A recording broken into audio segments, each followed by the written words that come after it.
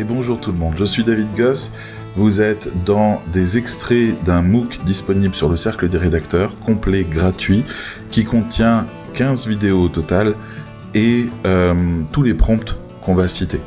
L'objectif de cette vidéo et de toutes les vidéos qui l'accompagnent, c'est de vous amener à passer au niveau rédacteur web hybride. Donc cette vidéo s'adresse particulièrement aux rédacteurs web en vous donnant toutes les clés d'utilisation de GPT-4 en niveau professionnel. Aujourd'hui, ce qui va différencier le plus un rédacteur web hybride de son client, c'est sa capacité à produire des contenus d'excellente qualité.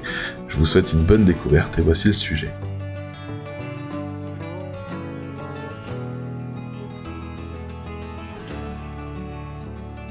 Beaucoup d'entre vous ont déjà eu le problème de la panne d'inspiration pour ce qui est de trouver une image illustrative. Parce que une image pour un texte illustratif, explicatif, symbolique, etc., enfin peu importe, une image doit véhiculer quelque chose d'assez précis. Elle parle à quelqu'un sur un canal donné, elle a une ligne éditoriale, elle doit correspondre à des choses qui appartiennent à l'identité visuelle de la marque, et surtout, des fois, on ne sait pas représenter des choses. Donc, des fois, on est un peu coincé, et on est là à parcourir des tonnes et des tonnes de banques d'images sans avoir d'inspiration. Donc, là-dessus, moi, j'avais envie de vous montrer que ChatGPT pouvait également vous apporter des réponses qualitatives. C'est important de pouvoir avoir un autre point de vue dessus, ou d'avoir des propositions qui vous permettraient de comprendre dans quelle direction aller pour quelle image. Alors, aujourd'hui, à l'heure actuelle, les offres vont sans doute encore évoluer, ChatGPT ouvre une connexion à DALL-E, qui est gratuite et qui est intégrée. Donc, il vous suffit d'actionner l'option DALL-E pour pouvoir avoir un générateur d'images. Ça peut être très bien. Ça peut aussi avoir quelque chose de trop typé génération d'images et ne pas correspondre à la ligne éditoriale de votre client qui utilise tout le temps que des photographies. Donc, prudence, et on va voir les deux. Dans un premier temps, on va regarder ce que ChatGPT peut proposer quand on lui donne des informations, quand on lui fait une demande de nous trouver des idées d'images. On va voir si c'est créatif ou pas. Et de l'autre côté, on va voir ce qu'il peut produire comme image si je lui donne le même sujet. Voir ses autres propositions. Moi, j'aime beaucoup DALL-E. Je trouve que ça a quelque chose de très artistique, mais je comprends que des gens accrochent pas avec la dimension visuelle du truc. Voilà, ça dépend. Donc, je vais préciser une chose, j'ai fait une démonstration, elle est là disponible, on va pouvoir la regarder ensemble. Néanmoins, ma démonstration est très simple. Donc, j'ai vraiment fait quelque chose en 3 lignes.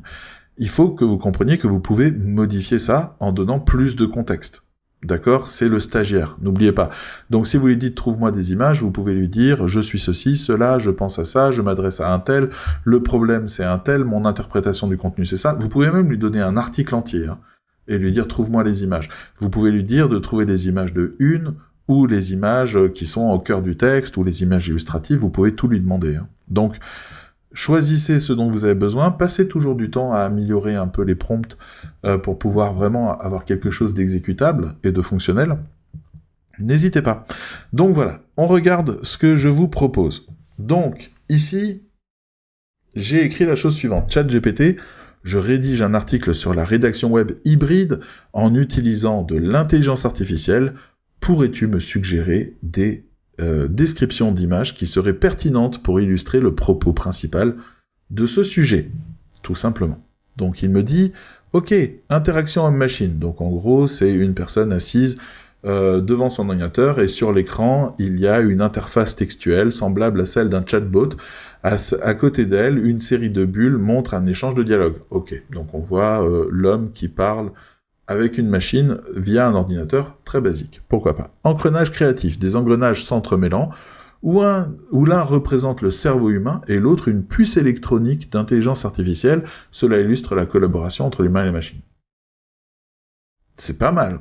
Bon, on se retrouve dans Science et Vie, là, quelque part. Donc pourquoi pas ? Portée globale. Une map monde illustrée par des points lumineux. Ces points représentent des articles rédigés de manière hybride. Au-dessus, alors déjà comment on va représenter ça ? Au-dessus de certains points, des petites icônes montrent un clavier et un circuit. Ah d'accord, indiquant l'interaction. une planète où on verrait plein de gens. C'est vrai que le sujet, c'est les rédacteurs web qui utilisent l'intelligence artificielle, donc pourquoi pas cette portée globale. Le duo, 2 silhouettes, l'une humaine avec un stylo à la main, l'autre une silhouette robotique avec des circuits visibles, travaillant ensemble sur un grand document. Oui, ça devient, c'est un petit peu symbolique, c'est sympa. C'est plus, vous savez, les iconographies, les vectoriels, ce genre de choses. Ok, évolution de la rédaction, une frise chronologique qui montre l'évolution de la rédaction depuis les premiers scribes, en passant par les images, les machines à écrire, puis les premiers ordinateurs, et finalement une représentation d'une IA. C'est pas bête, cette idée de frise chronologique pour représenter ça, histoire de dire c'est la prochaine évolution. C'est plutôt bien. Et enfin, un flux de travail hybride, c'est-à-dire un schéma ou un diagramme illustrant le flux de travail d'un rédacteur web hybride. D'accord, donc ça coulerait comme ça. Cela pourrait montrer comment les idées initiales de l'humain sont entrées et comment l'IA propose des suggestions ou des améliorations et comment le produit final est une collaboration des deux. Ok, pourquoi pas. Et finalement, l'IA en action, un écran d'ordinateur, montre un logiciel de traitement de texte avec une fenêtre de chat parallèle. Dans cette fenêtre, on voit l'IA suggérer des synonymes, etc. Bon, pourquoi pas. D'accord. Donc j'aimerais bien me représenter les choses. Moi, j'aime beaucoup la frise chronologique. J'avoue que celle-là, elle me fait bien kiffer quand même. Je verrais bien ça. Bon, je suis... Bon, voilà, on va voir un peu ce que DALL-E propose par rapport à ça. Ça m'intéresse. Donc j'ouvre un nouveau domaine, je me demande l'activation de DALL-E spécifiquement, et je lui marque « Créer cette image ». Hop, voilà. Donc DALL-E va commencer, le process est un peu long, je coupe, on se retrouve tout de suite. Ok, c'est terminé, on va pouvoir y aller. Ça prend pas trop de temps, vous inquiétez pas. Mais en tout cas, voilà, on a des images, et ces images... Waouh! Allez, on va regarder ça de plus près. Donc, si je devais illustrer cet article, regardez-moi ce niveau de détail de ouf! Ça, c'est dingue quand même. Là, on voit... Mais bon, c'est égyptien, qu'est-ce que ça vient foutre là? Enfin, quoique, là, regardez. Là, on a je sais pas quoi, qui est en train d'écrire par terre, puis une machine à écrire, puis un ordinateur, puis un smartphone. Oh là là, qu'est-ce que c'est dingue! Et puis l'intelligence artificielle qui arrive ici, qui se répand. C'est une fresque incroyable. C'est complètement dingue. Deuxième image. Oh là là, mais pourquoi il est parti sur le Japon de nouveau? Ou la partie asiatique. Enfin, elle l'est pas. Elle non plus, elle non... Ouais, ok, d'accord. Bon, alors là, lui, il travaille sur l'ordinateur à l'envers.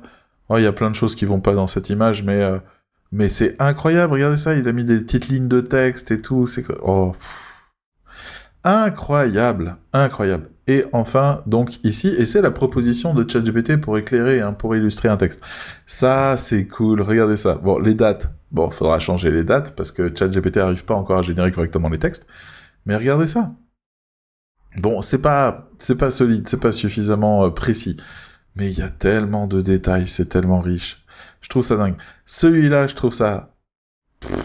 Bon, je suis ébloui, mais en même temps, ça marche pas trop, parce qu'il y a beaucoup trop de choses qui sont... de détails qui sont pas cohérents par rapport à l'ensemble. Donc c'est dommage.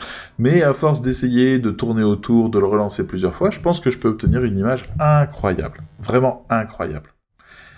Ah là là, qu'est-ce qu'il est beau. Moi je l'adore ce truc. Bref, voilà ce que je pouvais vous dire. Donc ChatGPT peut vous aider à créer des images, il peut vous aider à trouver les idées et à créer les images. Et ça, c'est top. Mais surtout, il peut vous aiguiller. Il y a un dernier détail que je vous ai pas donné, mais vous pouvez demander à ChatGPT de vous donner des directives pour Google ou pour... des mots-clés qui vous permettraient de trouver les images en question assez facilement, et donc il peut vous donner des ordres à donner à Google pour trouver les images, si besoin. Voilà. J'espère que ça vous aura étonné et que vous aurez découvert des choses intéressantes et des fonctions originales en tant que rédacteur web hybride. Ça me semble particulièrement important que vous ayez toujours les meilleures images possibles, les meilleures interprétations, les choses qui sont les plus marquantes, les choses qui sont les plus à propos dans la stratégie de communication. Ça me permet de faire une petite parenthèse sur le fait que ce qu'on appelle un bon texte en rédaction web n'est absolument pas un texte qui est bien écrit et sans faute. Merci à vous de faire le travail de bien écrire et sans faute, c'est très bien, mais c'est un texte qui fonctionne dans un cadre de communication, qui a un rôle et une fonction qui sont tenus et où il est efficace dedans. C'est là où c'est un bon texte. Et une bonne image, ou plusieurs bonnes images, c'est magique. C'est vraiment des moments magiques qui sont passés, c'est mémorable, et ChatGPT est capable de vous aider à trouver l'image dont vous avez besoin, voire même aujourd'hui à la créer si besoin. Voilà, prudence quand même, parce que les textes sont pas sûrs, parce que les détails sont pas précis, c'est ce qu'on a vu, donc prudence. Si vous avez aimé ces commentaires, et si vous avez aimé cette présentation et ce sujet, parmi tous les autres, vous pouvez cliquer sur liker, et commenter. Vous pouvez également venir faire un tour du côté du MOOC pour avoir accès aux 5 vidéos bonus que vous n'avez pas encore, ou récupérer tous les prompts que nous présentons dans cette formation. Je vous remercie, n'hésitez pas à partager, parce que nous-mêmes nous partageons auprès de vous, et nous avons très envie que ces connaissances sur la rédaction web hybride soient enfin le terreau de tout le monde, et que nous puissions avancer ensemble bien plus loin. Je vous dis à bientôt.